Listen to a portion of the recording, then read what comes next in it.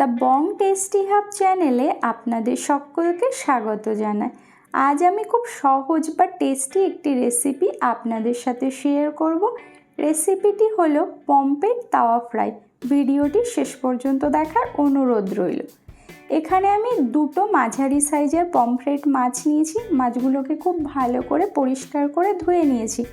এরপর একটা ছুরির সাহায্যে মাছ বরাবর আমি মাছগুলোকে চিড়ে নিয়েছি, তাহলে মশলাটা মাছের মধ্যে ভালোভাবে ঢুকে যেতে পারবে।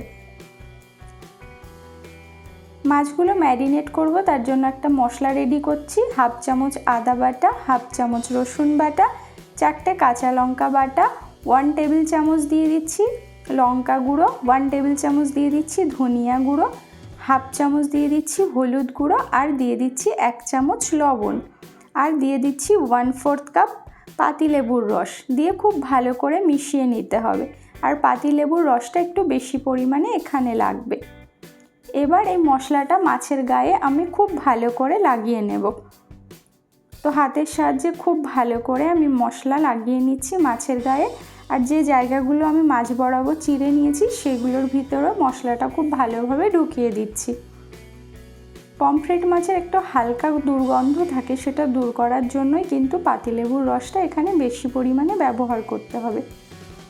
তো মাছগুলোতে আমি খুব ভালো করে মশলা মাখিয়ে নিয়েছি। এবার পেটের ভিতরের অংশটাতে মশলাগুলো ভালো করে ঢুকিয়ে দিতে হবে।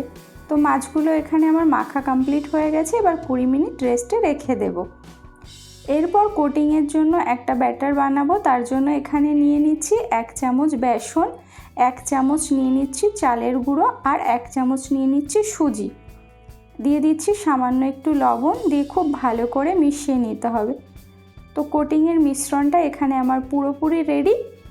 20 মিনিট পরে এবার এই কোটিংটা করে নিতে হবে। তার জন্য মাছের গায়ে খুব ভালো করে আমি যে মিশ্রণটা রেডি করেছি চালের গুঁড়ো, বেসন আর সুজি দিয়ে, সেটা এখানে খুব ভালো করে কোট করে নিচ্ছি। একটা হয়ে গেছে, সেম একইভাবে বাকিটাতেও আমি কোট করে নিচ্ছি। তো দুটো মাছে এখানে আমার কোটিং করা কমপ্লিট। এবার ফ্রাই করে নেব। তার জন্য ফ্রাইং প্যান গরম করে তার মধ্যে এখানে আমি দিয়ে দিচ্ছি সাদা তেল। তবে খুব বেশি তেলের প্রয়োজন নেই, হালকা তেলে একটু ভাজতে হবে।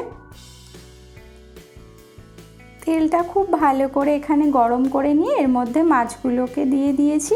এবার উল্টে পাল্টে মাছগুলোকে লো টু মিডিয়াম হিটে ভেজে নিতে হবে। আর এটা আমি একদম সম্পূর্ণ ঘরোয়া পদ্ধতিতে করেছি, এখানে কোনো রকম ফুড কালার ইউজ করিনি।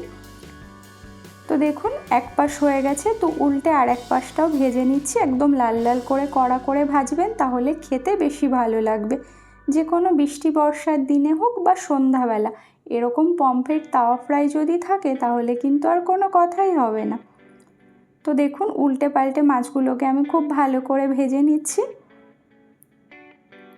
তো মাছের কালারটা দেখেই আপনারা বুঝতে পারছেন আমি কতটা ফ্রাই করেছি। তো আপনারাও সেম একইভাবে ফ্রাই করে নেবেন।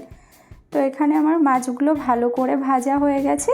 এবার এগুলোকে আমি একটা পাত্রে তুলে নেব।